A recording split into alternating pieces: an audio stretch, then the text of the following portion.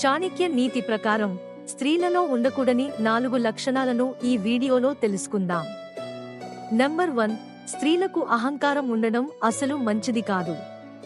అహంకారం గల స్త్రీలు తమ స్నేహితులను, బంధువులనే కాకుండా సొంత ఇంటి వారిని సైతం దూరం చేసుకుంటారు. స్త్రీలలోని అహంకారం వారి వినాశనానికి దారి తీస్తుంది. నంబర్ 2. అత్యాశ.